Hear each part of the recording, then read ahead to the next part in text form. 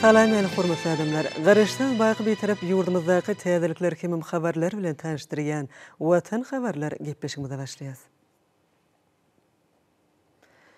Şoň hormatly prezidentimiz Gurban Oğlu Berdimuhammedow Saliwize aratnyş garkyl iş maslahatyny geçirdi.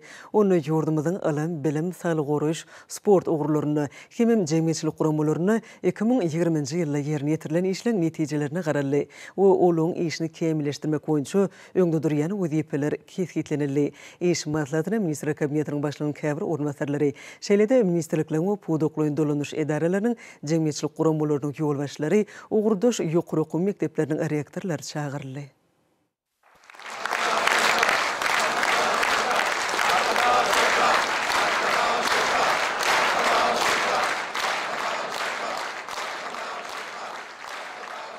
Olmazsa maslahada gatnaşyjylar. Biz şuň iş maslahatymyzda sizin bilen ýurdumyzyň alam, bilim, sağlyk goraýyş, sport we jemgyýetçilik guramalary ulamlaryna geçen 2020-nji ýylda alyp baran işlerini jemlerdi. Hem de öňde duran wezipeleri kesgitler. Bir ulamlar ýurdumyzyň hem taraplaryň ösürmekde esasy hereketlendirici hem güýçleri bolup durýar. Mine şoňra da bizim bu urda ýeten sepkitlerimiz halkyň sagdan we awadan durmuşdy ýaşamagyny öpşin etmek, ýaşlarymyzyň alymly, bilimli bolmagy köp pawatda bir ulamlaryň netijeleme işine baglanýar. Aşağı şeýle döwletimiz bir ulamlary ösürmäge hem köp meşgulda maýa goýumlaryny goýýar.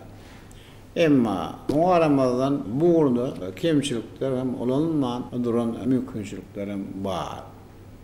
Ne her ki diyorda alam, bilim, sağlık, uğraş ve sport ulamların işini ne edip talaba layık kuramalı. Onların işinin neticelerini ne edip yokullandırmalı. Yaşlara bilim terbiyen vermeyen hilini ne heli düğüplü oğlandırmalı. Men iş maslahatyny şu soralar boýunça sizin pikirlerinizi we tekliplerinizi dinlemek isleýär. Hormatly prezidentimiz sanly video aratnyş hakyl geçirilen iş maslahatynyň gün tertibine geçip ilki bilen bilim ministri Gurbanowa söz berdi. Minister döwlet başlarymyň başlangyjy bilen ýaýbandyrlan oňun özgertmeleri durmuşa geçirmegiň çäklerini, bilim ulgamynyň dolanlyş, düzüm ulgamny, hukuk bunyadyny döwre wapyrstyrmak boýunça alınıp bolýan işler barada hatabat berdi. Milli ýörelgelere we dünýäniň bütün tejribesine laýyklykda okuw maksatnamalarynyň, kitaplaryň hemde gollanmalaryň mazmuny we almy usulet ugurlary kämilleşdirilýär. Sanly bilim ulgamy ýigdirleşdirilýär. Ol elektron maglumat bunyadynyň ähli ugurlarynyň üçinçiligini öz içine alýar. Döwlet başlarymyzyň kararyna laýyklykda geçen ýyl Bilim Ministrliginiň Innovasiýa Maglumat Merkezi düredildi. Türkmenistanda çağanyň ýerközüşini we olaryň mektebe taýýarlygyny ösürmek babatda 2020-2025-nji ýyllarda mektebe çenli çağrı idaralarynyň işini kämilleşdirmegiň maksatnamasy hemde Türkmenistanda tebigy we takyk ilmi gurlara degişli dersleri okutmagy kämilleşdirmegiň konsepsiýasy tasdiklandy. 10 ýyllyk umumy orta bilime geçmegiň, taňly bilim ulgamny ösürmegiň, daşary ýurt okutmagy kämilleşdirmegiň hemde tebigy we takyk ilmi gurlara degişli dersleri okutmagyň netijeligini ýokalandyrmagyň konsepsiýasyna gözeňde tutulan wezipeler laýyklykda bilim hemde terbiýetçilik işlerine okutmagyň öňde barjy usullary, alman gadananlary, innovasiýon tehnologiýalar giňden ornaşdyrylýar. Hormatly prezidentime de hatabat dinläp, bilim ulgamyny okutmagyň innovasiýon usullaryny, häzirki zaman bilim maksatnamalaryny we okuw gollanmalaryny peýdalanmagyň aýratyn wajypdygyny öňçekdi. Döwlet başlarymyz öňde barjy tejribeleri öwrenmek we özleşdirmegiň daşary ýurtlaryň awraýly alim bilim merkezleri bilen hyzmatdaşyk giňeltmegiň zerurdygyny aýtdy.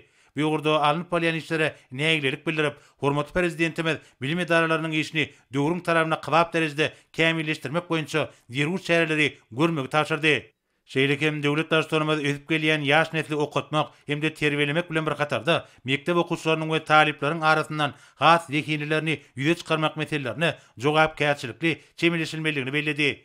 Ýaşlaryň gyzyklanmalaryna we höwet edýän ugruny laýyklykda olaryň saýla bilen hünär boýunça okuýuplaryny ösürmek möhüm bolup durýar. Şeýledlerini ýöz işine himme taraplaryn düşünýän ýaş hünärmenler ýetişer diýip hormatly prezidentimiz aýtdy. döwlet başlanmada bilim ilgimine amala aşyrlayan özgertmeleri çaltlandyrmagyň, bu ýurda işleri hatda kämilleşdirmegiň zerurlygyny belläp, ministre we ýokary okuw mekdepleriniň rektorlaryna bu meseleleri bir gödegçilikde taklamagy tapşyrdy. Soňra Saglyk Goraýş we Derman Senaty ministri Aman Epetov ýolbaşyga diýen lugymyna alınıp balan işleriň netijeleri, şeýlekem şu ýyl geçiriljek işleriň meýilnamasy barada hatabat berip 2020-nji ýylda düýpli özgertmeleriň durumçy geçirilenini aýtdy.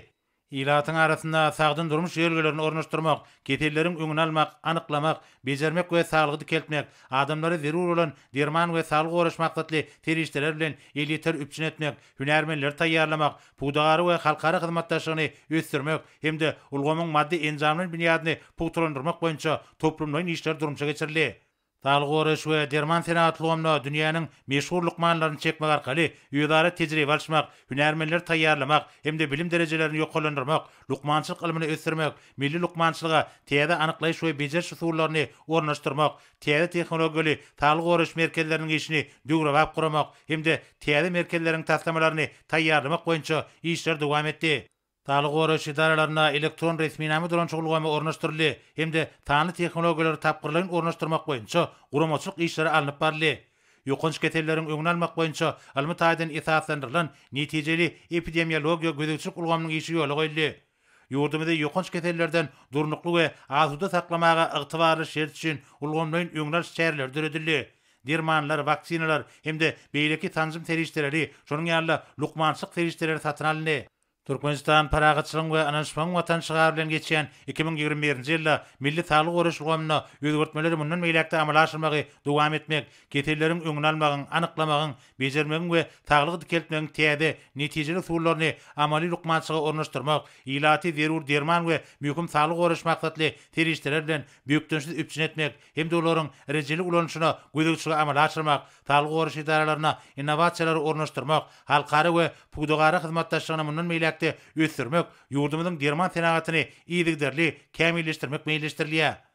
Hormat prezidentime de hatabat dinläp, ilatyň saglygyny düýpli gowlandyrmak hemde raýatlaryň ömrüni uzaltmak ýaly baş ýerelgelere esaslanýan saglyk döwlet maksatnamasyny mundan meýlekde üstünlikli durumça geçirmek, şonuň ýaly iň ýokary halkara ölçeglerine gabat gelýän lukmançylyk hyzmatlaryny ösdürmek üçin ähli çäreleriň görülmeginiň zerurlygyny belledi we bu babatda degişli taşyklar berdi.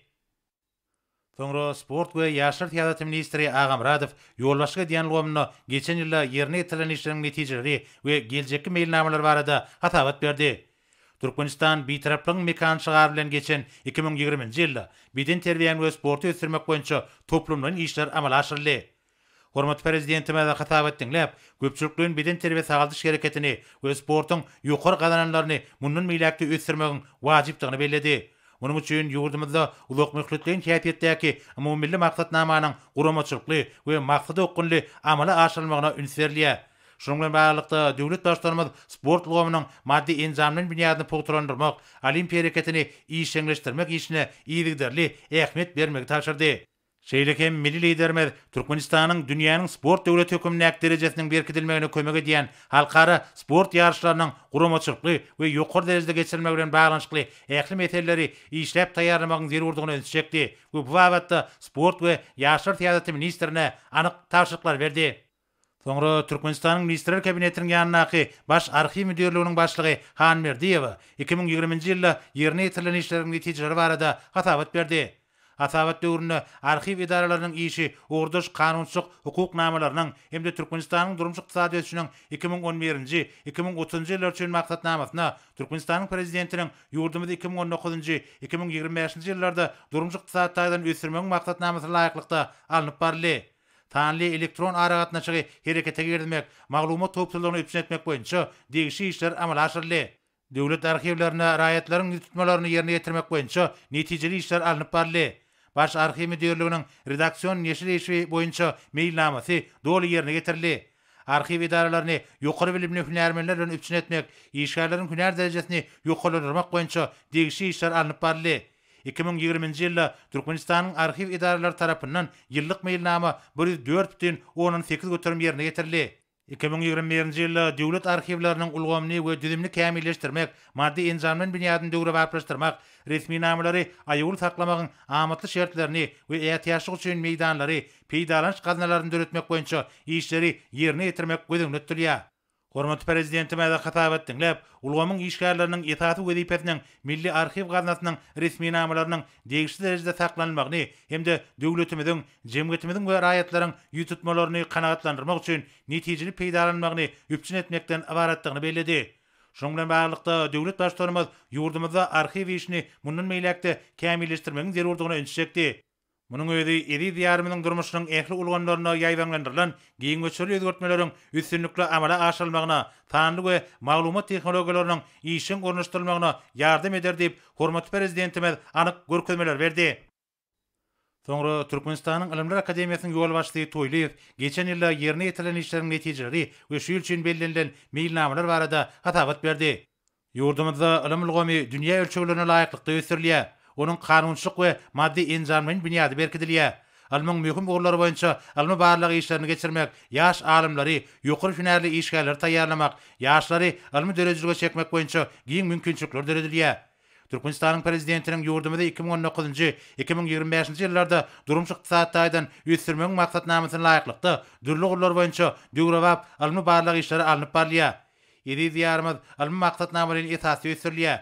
2020-nji ýylda Türkmenistanyň ilim ulgamny 2020-nji, 2025-nji ýyllarda sanly ulgama geçirmegiň maksatnamasy hemde Türkmenistanyň himiýa ilmini we tehnologiýalaryny toplamlaryny ösdürmegiň 2021-nji, 2025-nji ýyllar üçin döwlet maksatnamasy tasdiklandy.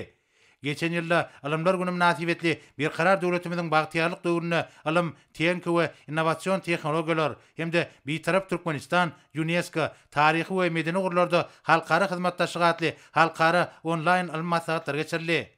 Türkmenistan paragatçylyk we ananşmaň watanşygar bilen geçen ýylyň meýilnamalary barada aýdylanyna, ykdysat taýdan bähwetli, ýerli çiň mallaryň etatyna, dünýä bazarlaryna bäsejik okuyuply, tenagat ähmiýetli öňümleri öňdürmegiň esasyny düzýän maksatnamalaryň almy barlyk işlerini alyp barmagyň gözüňde tutulýanlygy bellenildi.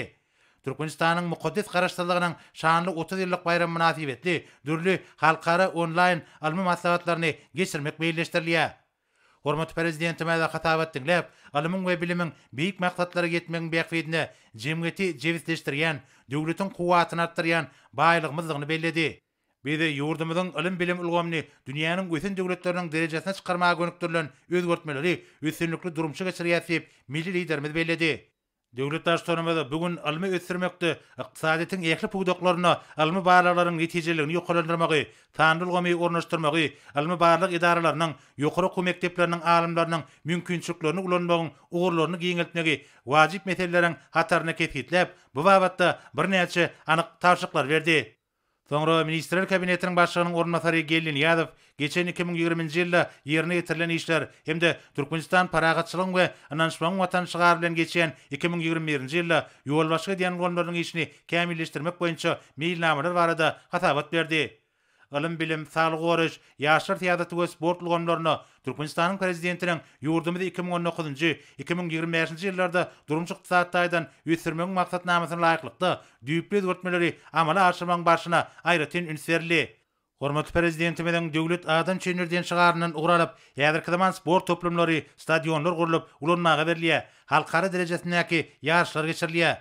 Şu günler Türkmenistan paragatçylyk we ananşmaň watanşygar bilen geçen 2021-nji ýylda Aşgabatda geçiriljek iri halkara ýarşlaryny, velotrek boýunça dünýä çempionatyny, Davisin Kuba urnaky halkara ýarşyny geçirmäge taýýarlyk görülýär. Vice-premier ilim bilim, saglyk goraş, ýaşlar teatraty we sport ulgamlaryna mukaddes garaşdyrlygymyzyň şanly 30 ýyllyk münasibetli ýokary derejedäki çäreleri geçirmek üçin ähli tagallalaryň edilýänini aýtdy. Hormatly prezidentime de hatap etdiňler, ýurdumyzyň durnukly we depkinli ösmek üçin aýratyn ähmiýete ýa bolan bilim, ilim, saglyk goraş we sport ulgamlaryny ýigdirli kämilleşdirmegiň maksady okkunly, ilmli bilimli ýaş nesli terbiýelemegiň wajypdygyny belledi. Döwlet başçylarymyz vice-premier gödäwçi diýen düzümleriniň işini kämilleşdirmek boýunça birnäçe anyk tawşyklary berip, dünýäniň öňde bar tejribesini işin öwrenmegiň zerurdygyny aýtdy we bu urda degişli tawşyklar berdi. Soňra Demokratik Partiýanyň başlygy Serdarov häzirki döwürde jemgyçi guramalarynyň öňünde durýan wezipeleri üstünlikli amala aşyrymagyň çäklaryny, Demokratik Partiýanyň düzümlerini geçen ýylyň dowamyna ýerine ýetirilen işler barada hatabat berdi. Soňra Senagatçylar we Telekeçiler Partiýasynyň merkezi geňeşiniň başlygy Owganow partiýa agdalarynyň geçen ýylyň dowamyna ýerine ýetirilen işler barada hatabat berdi. Agrar Partiýanyň merkezi geňeşiniň başlygy Anna Gurbanow 2020-nji ýylda ýerine ýetirilen işleriň netijeleri barada hatabat berdi. Soňra Kärdişler Kalaşyklarynyň milli merkeziniň başlygy, Dinanlar Birleşiginiň merkezi geňeşiniň başlygy Ataýewa geçen ýylyň dowamyna ýerine ýetirilen işleriň netijeleri we şu ýyl üçin belgilenen wezipeleri ýerine ýetirmegiň ugrulary barada hatabat berdi. Soňra Türkmenistanyň Magtumulad Naky ýaşy guramasynyň merkezi geňeşiniň başlygy Öwed Berdiýew, ýaşy guramasynyň merkezi geňeşiniň we onuň ýerlerdäki düzümleriniň wekilleriniň geçirýän köpçülikliň çäreleri we olaryň netijeleri barada hatabat berdi. Dünya Türkmenläriniň Insan-Perwer Birleşiginiň prezidentiniň ornatary Badarow bu birleşigiň dünýädäki agdalar bilen birlikde ýerine ýetiren işleriň netijeleri we şu ýyl üçin kefiýetlenilen meýilnama barada hatabat berdi. Soňra Gyzyl Ýarymay Milli Jemgyýetiniň başlygy Açylowa häzirki döwürde dünýäde emeli çylşyrmy ýagdaýlary nazara alyp, jemgyýetiň bu orada alyp barýan işleri hemde gurulýan köpçülikliň çäreler barada hatabat berdi. Soňra Paragatçylyk gaznasynyň müdiriýetiniň başlygy Sariýewa Türkmenistanyň başlangyjy bilen 2021-nji ýylyň halkary paragatçylyk we ynançmak ýyldyrıp ýylan edilmeginiň çäklaryny meýilleşdirilen çäreler barada hatabat berdi. Türkmenistanyň müftisi Hojaguliýew ýurdumyzda halkymyzyň asyrlar aşyp gelýän asyrly ýörelgelerini, ýaxşy desturlaryny döwrewap derejede dowam etmek, ýaşlary watansyjylyk we insan-perwerlik ruhuny terbiýelemek boýunça meýilleşdirilen çäreler barada aýtdy. Hormat prezidentime de hatabatlar dinlep, döwletimiziň we jemgyýetimiziň durmuşyny mühim ähmiýetli şanly seneleriň, jemgyýetçilik syýasy wakalaryň ähmiýetini artdyrmakda, hemde olaryň ýokary guramaçyk derejesini üpçün etmekde jemgyýetçilik guramalaryna aýratyn ornuň degişdigini bellädi. Hormat prezidentime de aýratyn häzirki döwrüň ýagdaýy we öňde goýulan wezipeleri nazara alynıp, olaryň oňun çözgüdüni taýýarlamak işlerini syýasy partiýalaryň we jemgyýetçilik guramalarynyň degişli düzümler bilen birlikde iş alyp barmagynyň, işiň pikir alşmalary guramagyň wajypdygyny aýdyp, bu babatda degişli ýol başlara anyk görkezmeler berdi. Sanly video aragatna şakal geçirilýän iş maslahatyny soňra hormat prezidentimiz Türkmenistanyň prezidentiniň ýanynaky Döwlet Gullyk Akademiýasynyň rektory Anna Muradowa söz berdi. Ola geçen ýylyň dowamyna akademiýada ýerine ýetirilen işleriň netijeleri we dinleýijilere berilýän okuw usuliýet sapaklaryň, hünärleriň derejesini ýokarlandyrmak ornuna amala aşyrylýan maksatnamalaryň işler barada hatabat berdi. Soňra Oğuzhan adynaky Injener Tehnologiýalar Universitetiniň rektory Mezilow ýaşlara berilýän bilimiň kilini we derejesini ýokarlandyrmak, universitetde halkara hyzmatdaşlygyny hasy ösdürmek, okuw usuliýet ulgamyny häzirki zamanyň täsir usullaryny ornaşdyrmak boýunça alınıp barýan işler barada hatabat berdi.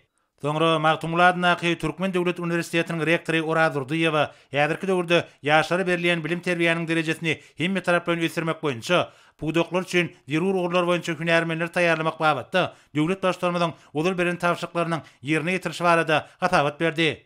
Soňra Murat Garriýew adynaky Döwlet Lukmançylyk Universitetiniň rektory Murat Nadarowa taglyk öwreşilgem üçin zerur bolan ýokary derejeli hünärmenleri taýýarlamak boýunça alınıp barýan işler barada hatabat berdi.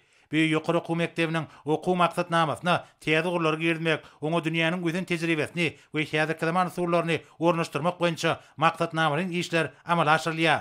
Soňra Türkmen Döwlet Beden Terbiyesi Sport Institutynyň rektory Taparow Türkmen sportunyň dünýädäki awraýyny hatda bilindi galdyrmaga ukyply türgenler ýetişdirmek, sportuň olimpiýa görnüşlerini ösdürmek boýunça amala aşyrylýan giňirimli işler barada hatabat berdi. Soňra döwlet başlarymyzy Seýitnazar Seýdadynaky Türkmen Döwlet Mugallimçilik Institutynyň rektory Muhammedow söz berdi. Rektor institutda ötüp gelýän ýaş nesillere hemme tarap bilen bilim terbiýelenmäge ukyply, öz ugury boýunça dünýäniň gözen tejribesinden we milli ýörelgelerden oňat baş çykarýan ýokary derejeli mugallimler ýetişdirmek ornuny durmuşa geçirilýän işler barada hatabat berdi. Soňra Döwlet Mehmet Adada Türkmen Milli Dünýä Dilleri Institutynyň rektory Kuliýewa institutda alınıp barýan işleriň netijeleri, talip ýaşlaryň dünýä alymyna düýpli aralaşma ornuna durmuşa geçirilýän çäreler we daşary ýurt dillerini çuňlaşdyryp öwretmek boýunça geçirilýän goşmaça işler barada hatabat berdi. Hormat prezidentime de hatabatlar dinlep, ýurdumyzda bilim ilgamyny alınıp barýan işleri hasy ösdürmek, onuň halkara standartlaryna kybap gelmegini üpçün etmek we ulgamy häzirki zamanyň özen tejribesini, tany tehnologiýalary ornaşdyrmak meseleläriniň möhüm talapdygyny belledi. Şu noktalardan yaşlara berilýän bilim terbiýe döwrüň talabyna we şöhraty pederlerimiziň döredin dünýä nusgulyk dörelgelerine kybap gelmelidir. Bunun üçin bolsa milli bilim ulgamyny ösdürmegiň aýratynlyklaryny nazarda tutup, bilim terbiýeçilik işleriniň guramaçyk derejesine, ýaşlaryň häzirki zaman almandan täzil usullardan ussatlyk bilen baş çykaryp bilmegine aýratyn ähmiýet berilmelidir diýip hormatly prezidentimiz belledi. Bu wagtda rektorlara bir näçe anyk görkezmeler berdi. Milli liderimiz bu barada gurrungy dowam edip, häzirki döwürde emeli gelen ýagdaýlary nazara alyp, ýaşlara bilim bermegiň usuliýet ulgamyny kämilleşdirmek, okuw maksatnamalaryna täze hünärleri girizmek bilen baglanyşly meseleleri hemme taraplaryň toplumlaryň we üren jogapkärçilikli çemleşilmeligini aýtdy. Döwlet başlarymyz iş maslahatynyň başlygyna Talyk Goraş we Derman Senaty ministri Aman Nepesowa, Ilimler Akademiýasynyň ýol başçysy Toýlyýewa hemde Murat Garryýew adynaky Döwlet Lukmançyk Uniwersitetiniň rektory Murat Nazarowa ýüzlenip, taglyk döwlet maksatnamasynyň esasy ýörelgeleriniň ýylatymyzyň taglygyny düýpli gowlandyrmakdan we adamlaryň ortaça ömür dowamyny uzaltmakdan hemde tagdyn durmuş ýörelgelerini berkitmekden ibaretdigini aýtdy. Şunun bilen baglykda halkary ölçegleriniň iň ýokary talaplaryna laýyk gelýän taglyk goraş hyzmatlary ösdirilmelidir. Hormatly prezidentimiz häzirki döwürde COVID-19 ýokanjyna garşy ýöňel şäheretiniň çäklerini, ýurdumyzda ekologiýa meselelerine mühim ähmiýet berilmeligini, tebigatymyzyň ekologiýa derejesiniň ýokarlandyrylmagy ornuny maksatnamalaryň işleriň amala aşyrylmalygyny aýtdy. Döwlet başlarymyz bu baradaky gurrungy dowam edip, aralyka tewtiniň gurşawyny hemde onuň adam saglygyna getirýän yaramaz täsirlerini öwrenmek, bu ýurda degişli ministerlikler we puwdaklaryň dolanış edaralary bilen birlikde ýokançly herketleriň öňüne almak hemde olaryň garşysyna göreşmek boýunça utgaçykly işleriň alınıp barylmalygyny belledi. Milli liderimiz bir ugurda zerur işleri geçirmek, Döwlet Lukmançyk Uniwersitetine täze ugurlar açmak, şol sanna ýürütüleşdirilen Lukmançyk edaralaryny gurmak, almy barlyklary geçirmek hemde ýürütü milli maksatnamalary işläp taýýarlamak meselelerini wajypdygyny öňçekdi. Hormatly prezidentimiz ýurdumyzda ekologiýa we biolog howpsuzlygyny öpçün etmek, ýokanç keteleriň öňüne almak maksady bilen Lukmançyk Uniwersitetine epidemiologiýa kafedrasyny döretmek bilen baglanyşly meseleleri öwrenmegi tapşyrdy. Döwlet başlarymyz ýurdumyzda sanly Lukmançyk ulgamyny ösdürmek, ýokanç keteleriň öňüne almak we ýokary derejeli hünärmenler taýýarlamak meselelerine almy esasda çemleşilmeligini we bu gurda bilelikde zerur tagallalaryň edilmeligini aýtdy we degişli ýol başlara bir näçe görkezmeler berdi. Soňra hormatly prezidentimiz Ministrler Kabinetiniň başlygynyň ornatary Müşrikowa söz berdi. Vice-premier 2020-nji ýylda durmuş ähmiýetli saglyk goraş, bilim, ilim we sport ulgamlarynyň durnukly ösüşini öpçün etmek boýunça ýerine ýetirilen anyk çäreler, şonuň ýanynda hormatly prezidentimiziň şol puwdaklaryň öňünde goýan wezipeleriniň üstünlikli durmuşa geçirişi barada hatabat berdi. Döwlet başlarymyza hatabat dinläp, ähli toplumlaryň şol sanna döwletimiziň okgunly ösüşini mühim orna elýän bir esasy ulgamlaryň ykdysat taýdan mundan meýlekde durnukly ösüşini öpçün etmek üçin toplumlaryň maksatnamalary işläp taýýarlamagyň zerurdygyny öňçekdi we bu wagtda vice-premiere degişli tapşyryklar berdi. Soňra hormatly prezidentimiz sanly video aragatnaşyk arkaly geçirilýän iş maslahatyna gatnaşyrygy dönüp şeýle diýdi. Hormatly maslahada gatnaşyjylar. Men alam bilim, sağlyk, goraş we sport hem de jemgyýetçilik guramaları ulgamlaryň işine başlan maslahatymyzy jemlemek bilen bir ulgamlaryň işine düýpli gowlandyrmak üçin kendileri köp işleriň barylmalygyny bellemek isleýär. Häzirki döwürde ulgamlarda bar olan mümkinçilikleri has doly peýdalanmaly. Almanyň hem tehnologiýalaryň iň soňky gazananlary esasynda işe sanly ulgamlar giňden ornaşdyrmaly. Sagdan rahmet söýür, watanşam nesilleri terbiýelep yetiştirmek üçin ähli zerur çärede bolmaly. Muňa üçin işe hem goramak täze has hem netijeli usullaryny gözlemeli. Şoň bilen bagly men hem size bir näçe tapşyryklarmy bermek isleýär. Gurban bilim ulgamynyň işgärliň esasy wezipeleri alam bilimde we tehnikada gazanan oňun netijeleri esaslanıp ulgamy kämil derejede ösdürmekden alamly bilimli zähmet söýür maksady okguny ýaşlary terbiýelep ýetişdirmekden ýokary derejeli hünärmenleri taýýarlamakdan ibaretdir. Erken döwürden başlap çağalary terbiyelep yetiştirmek, okutmak. Onların beden we ruhy saglygyny berkitmek. Şahsy başarılyny ösürmek üçin mektebe çenli çağalary edaranyň işini döwürüň talabyna laýyk kämilleşdirip durmaly. Milli aýratyny gözüňde tutup, dünýäniň ösün tejribesine laýyklykda bilim we terbiýeçilik işlerini ýokary derejede guranmaly. Burada Birleşen Milletler Guramasynyň çağalar gannasy bilen hyzmatdaşlygy işçileşdirmeli. Ýaşlaryň ene dilinden başga da daşar ýurt dillerini düýpli öwrenmegini gazanmak üçin çağalarda biýenligi artyryp höwes süretmeli. Daşar ýurt dillerini öwretmekde mugallimlaryň ýokary taýýarlyk we tejribeli bolmagyny gazanmaly. Garaşdyrmagyň ýubiley ýylyna bilim edaralaryna ýarky zaman usullaryny ornaşdyrmak arkaly ýaşlara berilýän bilimiň hilini we derejesini dünýä standartlaryna laýyklykda ýokarlandyrmaly. Ýaşlara bilim bermek, okutmak, hünärmeleri taýýarlamak iki basgançakly. Bakalavr we magistr maksatnamalaryny geçmek goýunça zerur işleri alyp barmaly. Okuwçylaryň hem-de talyplaryň dogry pikir ýöretmek, bu erkin derejelik başarlyklaryny ösdürmek, başlangyç rahmet endiklerini öwretmek hem-de hünärlere urukdurmak goýunça düýpli işleri geçirmeli. Bilim edaralarynyň ýokary hünärli mugallimler bilen öpçünçiligini gowlandyrmak, tejribelerini ýygdarly ýokarlandyrmak, ortam ýokary mekteplerini okuma, kitaplar we gollanmalar bilen ýeterlik üpsün etmek goýunça zerur şäherler görmeli. Okuwçylara kitaplary aýoglama, saklamak hemişe ünlemeli. Geleceğime olan ýaş neslin dogry iýmitlenmegi we sagdyn durmuş kadarlaryna eýermek üçin bu urda çağalar maňyndan başlap zerur hem şäherleri ýygdarly geçirmeli. Ýaşlaryň islegine görä hem goşmasy ugullar boýunça bilmeli adam şertler diretmek üçin ine vilayetlerde etrap şäherlerde gyzyklanma döredýän ugullar boýunça mektepden hemen daşary tölegli okuwlary gorap edişi ykhtiyarnamalyň berilmegini ýoly goýmaly. Almy tejribe işlerini geçirmek üçin sanly aratnaşyk ulgamlaryny ulanyp öňde barjy halkara universitetleri hem-de beýlik awraly bilim edaralary bilen gatnaşyklary hem işçileşdirmeli. Bilim bermeň ähliň basgançaklaryny ýokary hili elektron maglumatlary bilen öpşün etmek üçin sanly ulgamlaryny giňden ornaşdyrmaly. Zerur bolan elektron okuw orkamy esbaplary, okuw hem kitaplar hem gollanmalary, video hem audio materiallar bilen öpşünçiligini gowlandyrmaly.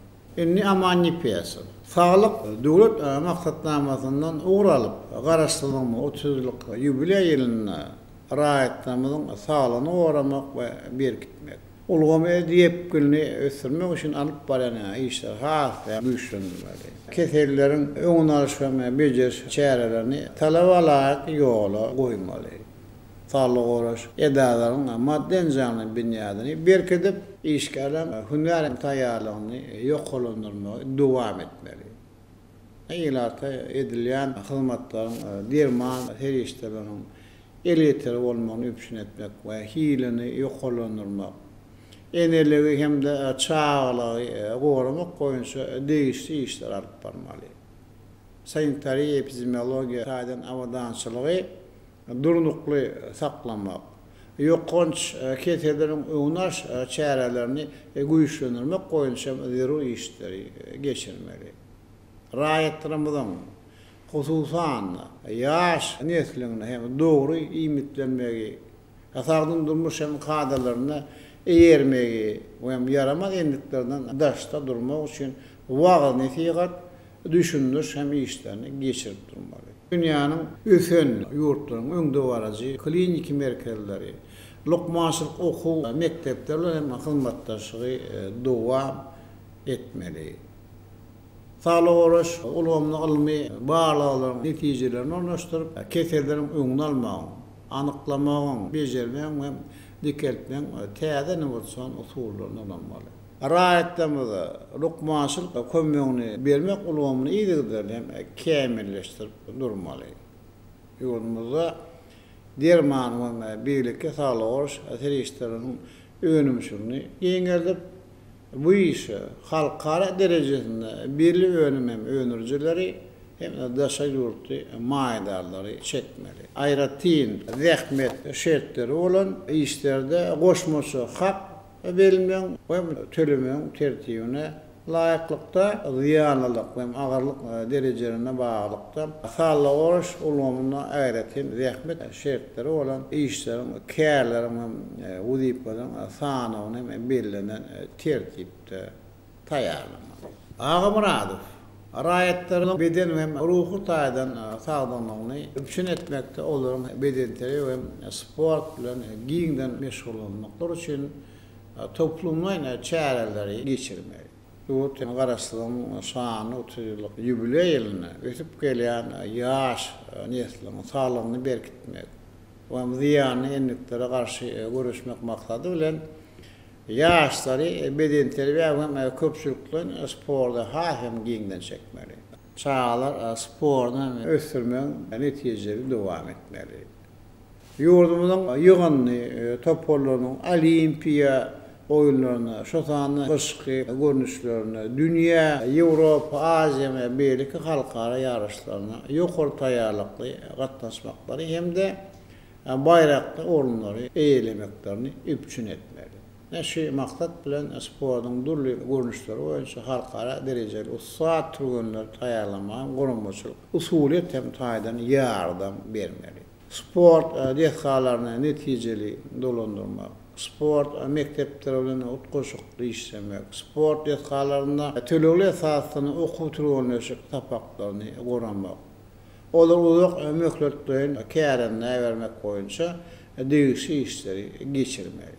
Ýaşlar arada hem döwlet siýasatynyň ýerine ýetirişini gödökçülükde saklamaly. Ýaşlaryň alan hünär bilimlerini öwrençilikde döwlet gollugyny almy hem dörüjül işlerine netijeli olanmaklar üçin amatda şertleri döretmeli. Ýaşlarda dolanış işi bolup hem ekologiýa başlanýyşlaryny ösürmeli. Hem de ýaş masalary gollanmak hem siýasatymyzy dowam etmeli. Toýlaýew 2024-nji ýylda Türkmen halkynyň beýik akıllary we fidussady Magtuny Paraýanyň 300 ýyllygyny ýokary derejede belläp geçmek üçin häzirden taýýar görüp başlanmaly. Ne bu urda esasy halkara derejesinde tanıştyryş dawralaryny, maslahatlary we bähsleşikleri geçirmeli, meýilleşdirmeli. Iqtisadi düşüşde texnologiýalaryň möhümdigini gözüňde tutup innovasiýalary, öňde barjy usullary we tejribäni öwrençiligi giňden ornaşdyrmak üçin döwrewa almanmaly hem barlagary geçirmeli. Garaşlygyň 30 ýylyň içinde ýetirilen bilen sepkitleri gazanlan üstünlükleri alman we taýdan düýpli öwrenmeli. Alman akademiýasynyň beýleki bilim edaralarının arymlaryň professor molumda taliplerin taýýarlan almy işlerini hem oýlap tapyşlaryny öwrençiligi ornaşdyrmak gollap bermeli. Almy tejribe işlerini geçirmekde sany arakdyş ulanmaryň ulanma arkaly beýleki döwletden almy edaralary halkara üniversitetler hem de Avraly bilim edaralarının gatnaşyklary işçileşdirmeli. Iqtisadiýatyň durly pudoklaryna ulanylýan öňümler, materiallaryň hakda we ykdysam görnüşlerini öňürmek. Öňümçilik usullaryny kämilleşdirmek boýunça alman tejribe işlerini gorap pudoklar üçin teklipleri taýýarlamaly. Alımlar akademiýasynyň amali almy barlyk edaralaryny 3 ýylyň dowamynda tapgyrlayan hojalyk hasaplyşyna geçirmek boýunça çärelerin meýilnamasyny gysgaly hem taýýarlamaly we durmuşy geçirmeli. Hanberdiýewa Eýetçiliň görnüşine garamadan idaralar, kärhanlar we goramalar üçin arhiw işi we iş durulmuş boýunça kadrlary, düzgünnamalary, resmnamadan bir kysmy sanawlaryny, hemde beýlik hem kadrlaşdyrjy usul hem gollanmalary taýýarlanmaly. Araşdyrma 30 ýyllyk ýubileýine almy barlagyň usul hem işleň netijelerini daşa yurtdan öňde barajy hem tejribesini arhiw işine giňden ornaşdyrmaly. Arhiw işine de sany tehnologiýalary ornaşdyrmak, maglumatlar ulgamyny, gorlaryny döretmek we elektron dolanşygyny girmek boýunça zeruri işleri geçirmeli. Ýokary mektepleriň reaktorlary, ýokary mekteplerini bilim, ilm we täze tehnologiýalar Amerikalılar ýokmunda çalt diýipdiňler bilen ösdürmek. Garaşdyrmalaryň şan 30 ýyllyk ýubiley berilen şu ýylda bilim bermek ähli derejelerini iň öňde barajy innowasion tehnologiýalary we usullary giňden ornaşdyrmaly. Ýokary mekteplerine okuw meýilnamalaryny, maksatnamalaryny, kitaplary hem gollanmaly ösen halkara tejribesine laqytly, ýygydyr hem kämilleşdirip durmaly. Ýurdumyzyň iqtisadyatynyň ösüş aýratlygyna we puduklaryň derurlygyna görä täze uğurlar boýunça hünärmenleri taýýarlamak işlerini dowam etmeli. Innowasion iqtisadyatynyň talaplaryna we halkara standartlaryna laýyk gelýän ýokary bilimli iki baskançakly ulgamly tapgyrlaryň ornaşdyrmak işini dowam etmeli. Alman we tehnologiýalaryň şeýle halkara tejribesini gazananlaryny ulanmak bilen ýokary mekteplerin muallimleriň hünärini ýoklandyrmagy hemişe gözükçülükde saklanmaly. Alımlar Akademiyasının ve ýokary mekteplerinin alımlaryň birlikde yerine ýetirýär. Döwletimiziň alym we ykdysady kuwatyny ýokarlandyrmaga ýardam berýän düýpli almanmaly barlaglary ösdürmeli. Professor muallimler hem de taliplerin taýýarlan almy işlerini oýlap tapyşlaryny öňümçilik ornaşdyrmak boýunça zeruri işleri ýygydyrly geçirip durmaly.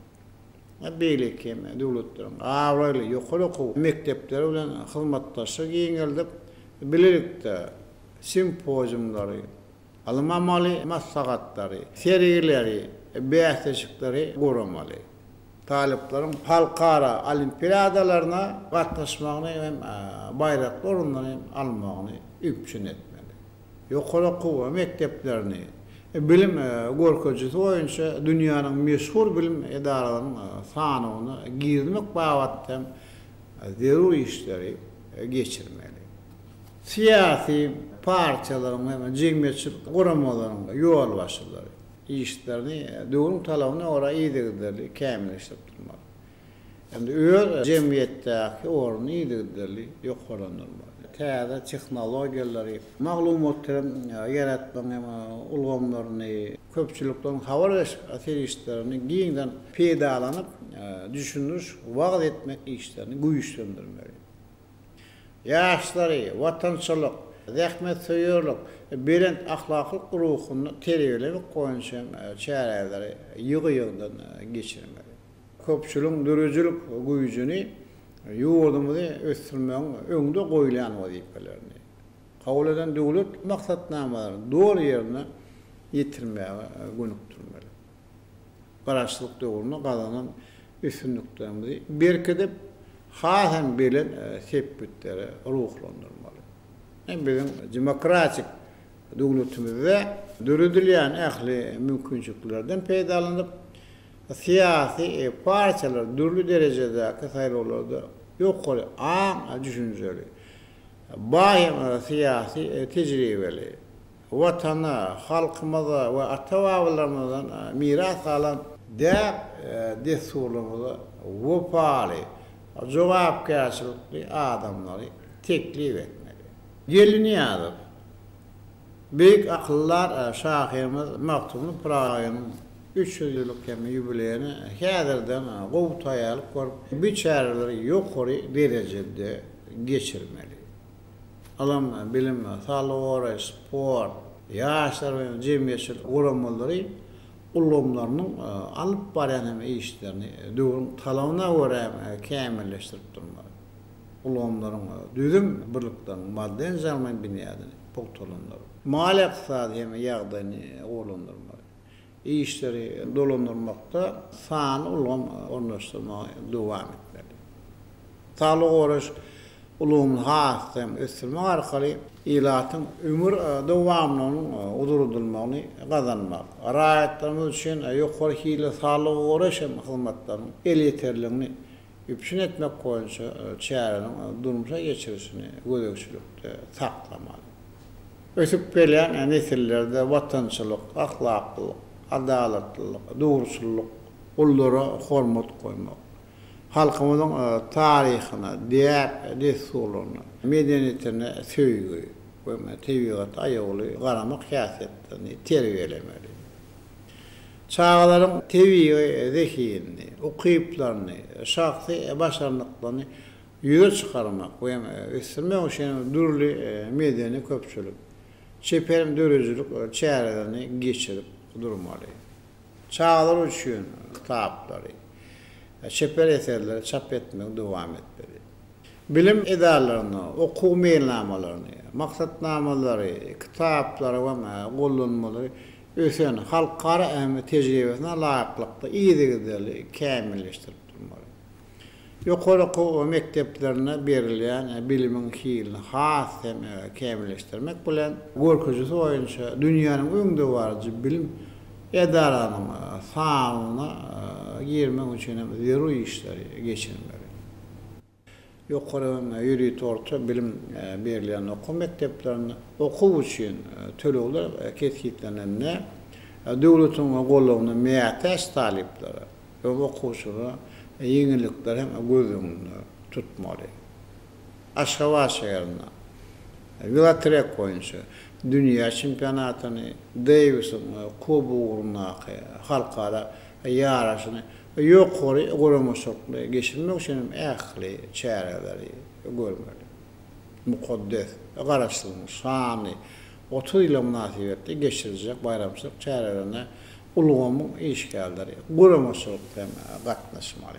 Hökümetdara alallaşyklaryna laýyklykda ýaşlarymyzy daşa ýurtlaryň agry ýokary okuw mekteplerine okutmak işini hassa güýçlendirmeli. Gelinýäde we toýlaýyp, härki döwürde ýaşlardan ilmi işgärler taýýarlamak işem talaba laýyk alınıp barmaýar. Döwletiň gowmadan zaman binýady hem döwletiniň we döwletiniň garamyzdan siz almy ösürmek. Aýratynda ýokary mektep bilimini ösürmek anyk maksatnamasy hem ýok. Sağlık saadeti hem dolandırmak boýunça ýaş alymlary, inženýerleri, tehnologları, hünärmenleri taýýarlamak işlerim ýeterlik derejede anyp barmaýar. Şoňa sanly bilime, aýratynda umumy milli ötüşüne mühim şert ýok, bunu sağlık saadete geçmeýän şartlandyrmak, wazifalarny çözmek, ol üns bermek. Orta mektepler üçin, ýokary mektepler üçin okuw maksatnamalaryny kämilleşdirmek we täzelerini taýýarlamak hem işleri iýerler. Hünärmenleri taýýarlamak dünýä tejribesini hem öwrenýär hem de ornaşdyrýar. Şoňra da öňde barjy tejribeler bilen tanyşmak üçin beýlekem ýurtda bilen video konferensiýalar ýygy-ýygydan hem gurap durmaly. Sağlyk uğraşymyna geçirilýän özgörtmeler, aýdatynda owa ýerlerine şartlandyrma ören düýüple üns bermeli. Häzirki döwürde täze sağlyk uğraş esasalarynyň gurulşy hem olar hem döwrewap enzamlar bilen öpçün etmek hem işleri yaramlanyp barýar. İlati, arasy agyz suwlan öpçün etmek arada kabul eden maksatnamasynyň ýerine ýetirilişine de hem şartlandyrmaly. Şeýle hem şäherleriň hem owalaryň arasaçylygyna aýratyn ol üns bermeli. Cemiyetçilik guramalyň işini utgaşdyrmak hem talaba laýyk alyp barmaýar. Ne kabul edilen döwlet maksatnamanyň cemiyetçilik taýdan gollawy ýeterlik däl. Bir çäreleri köplenşem bir gezek geçirýär. Mysal üçin sanulgamy ornaşdyrmak boýunça çäre geçirdiňiz, soňra ony taşlap başgasyna ýapyşýarsyňyz. Näşoň orada her bir başlan işini elbetde ahyryna çenine getirmeli. Ýaşlar hem goramasy goşa işlýär. Aqsadiýetimizi ösdürmek, fan ulamy ornaşdyrmak boýunça kabul eden döwlet maksatnamalaryny orlanmakda ýaşlar hem işçiligi duýulmaýar. İň esasat bolsa döwletimiz ýaşlar üçin köp işler medianyň aramyzdan ýaşlar goramasy hiç ýyly başlanyş bilen çykyş etmeýär. Ýolumyzda bolsa ýaş nesleriň munasip bilmeme, terbiýe almagy, sport bilen meşgul olup, talabalar diň almak üçin ähli şertler döredüren hem şu şertlerden netijeli peýda alınmaly. Näçe aýdylan şu tanqidi belliklerden degişli netije çykaranda ýagdaý düzeltmek üçin zerur hem çäreler baryp alyp baran işlerini hasem güýçlendirir. Iqtisadiýat bilen bagly müşeküse hem berjek taşyklar. Ýagny olim bilim sağlyk, sport, ýaşar hem jemgyýetçilik guramalary toplum mali iqtisadi ýagdaýynyň ýygyzlary teljerip pul üçünçülüğünü goğlandırmak boýunça teklipler taýýarlanmaly. Özleri alygy bergiler boýunça hazaplaşyklaryny geçirisini we harlaňy gaýtarysyny gödökçülük saklamaly. Büdjetden meýleşdirilýän bilim sağlygy uğraşan beýleki edalary bölünip berilen mali hem serişlerini öz wagtyny özleşdirişine we berilen maksady oraya olanşyna gödökçülük etmeli.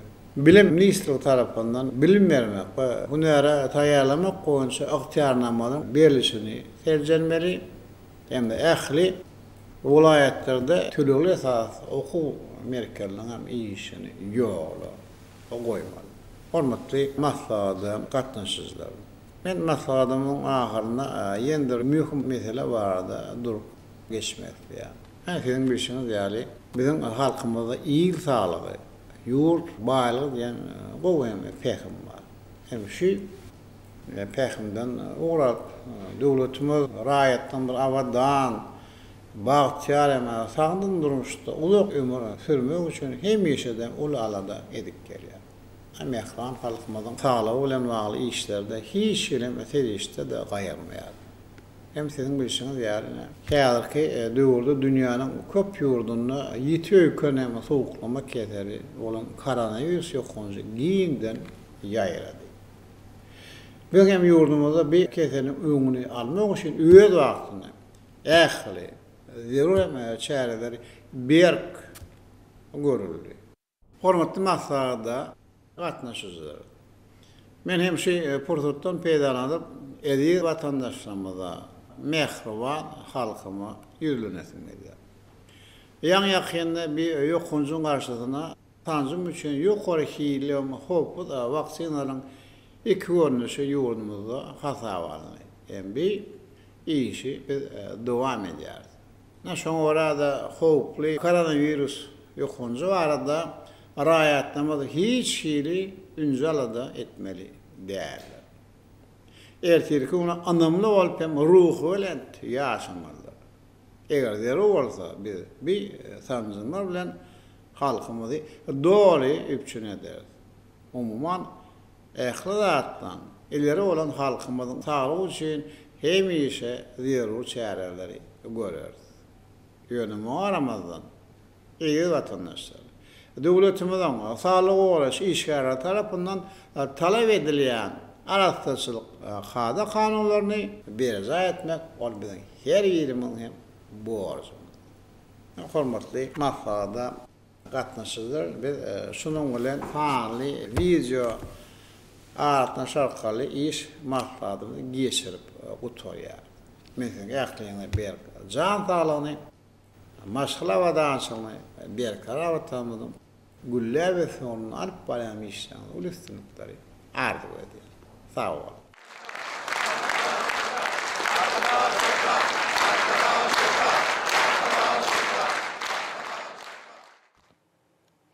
Hormatly prezidentimizin el-yurt bähidine gönükdirilen işlerini watanymyzda gazanylýan üstünlikleri wagt etmek, giňerimde geçirilýän şäherleň özünü düzýe, işçi häsiýetli maslahatlar uly ruhlanetlige beslenýär.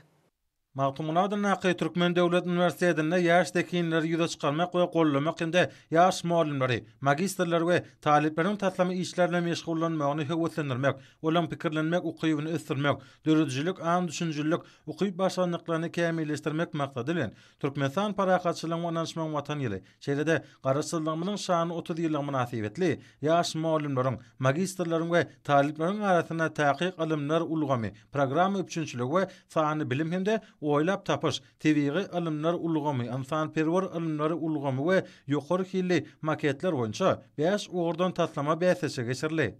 Türkmen Owakyjylyk Üniversitetinde Türkmenistanyň Milli Geňeşiniň mejlisiniň bilim hemde sport we ýaşlar tiýadaty ministrlikleriniň ýaşlar guramasynyň merkezi geňeşiniň wekilleriniň gatnaşmaklaryna wagt netiýe duşu geçirli.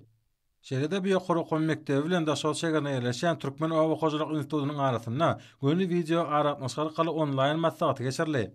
Türkmen Owakyjylyk institutynyň 2020-2021 okuw ýylynyň hyşky diň ýaş mögsümini guramaçylykly geçirmek maksady bilen ýürüte taýýarlanan meýnamalar esasyna talipleriň wagtlaryny many mazmunly geçirmek maksadyna guramaçylykly işler anyp barlýar. Ýokary mektebine hereket edýän durly gönüşli gurnaklary talip ýaşlar işçiň gatnaşyp özleriniň okypdyr başlandyklaryny görkezýärler. Türkmen Döwlet Binägarlyk Guruluş Institutynyň Türkmenistan parahatçylygyň onanşmagyň watan ýyly münasibetli geçirilen maslahaty döwrümiziň derwayt meseleleri dogrusynda giňişçiň gurrun edildi. Türkmenistanyň Injener Tehnika we Kommunikasiýalar Institutynyň geçirilen maslahat Türkmenistan dünýäniň iri ulug logistika merkezine öwürlýär diýilip atlandyrly. Türkmenistanyň Dinanlar Birleşen Merkezi Geňeşiniň aglan eden ýylyň dinanatly durly ugurlary boýunça bäsleşen Balkan vilayatynyň Serdar şäher tapgary ýokary guramaçylykly geçirli. Bäsleşge her bir ugurlar boýunça gatnaşan dinanlar taýýarlykly gelenliklerini suwd etdiler. Bäsleşge gatnaşan dinanlar oň düzgün laýyklykda bäsleşdiler hemde bäsleşiň vilayat tapgany atnaşmana hukuk kazandylar. Bäsleşiň ýeňjilerine dinanlar birleşeniň şäher bölümi kädişe kılıçlarynyň şäher birleşme tarapyndan sowatlar hemde hormat tatlar goşurly. Hormatly adamlar, ine bolsa ýurdumyzyň vilayatlaryny we paýtagtymyz Aşgabat şäherinde şugun 8-nji fevral saat 20-den 9-njy fevral saat 20-çe boljak we barada Türkmenistan howama maglumatlaryny berýän habar bilen tanış bolun.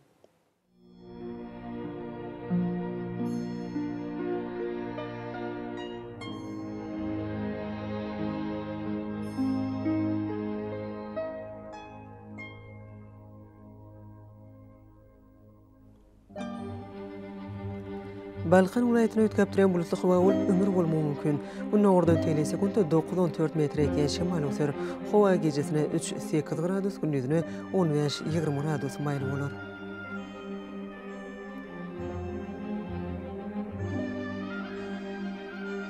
Ahal vilayatyny ötkep duran bulutly hawa ömür bolmagy mümkin. Demir gün ordan telesekundda 8-13 metr eken şemal öser. Hawa gejesine 2-7 gradus, gündüzüne 18-23 gradus maýl bolar.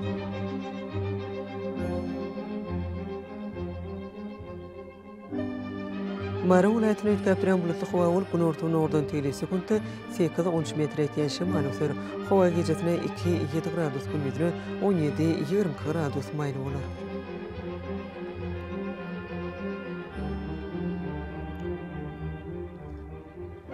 Leva vilayatyny ötkep duran bulutly hawa gün ordan telesekundda 8-13 metr eken şemal öser.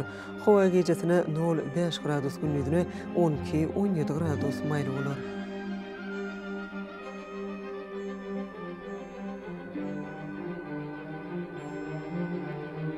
Daşan vilayatyny ötkep duran bulutly hawa gün ordan telesekundda 7-12 metr eken şemal öser. Hawa gejesine 3 gradus sowukdan 2 gradus üçin maýl, gündüzüne 7-10 gradus maýl bolar.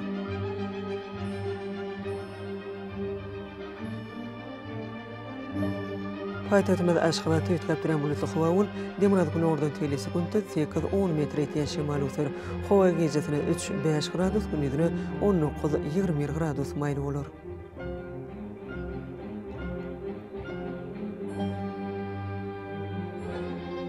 Ýurdumyz boýunça fevral aýynyň 9-ny magnet hadisasynyň dornukly ýagdaýda bolmagyna garaşylýar.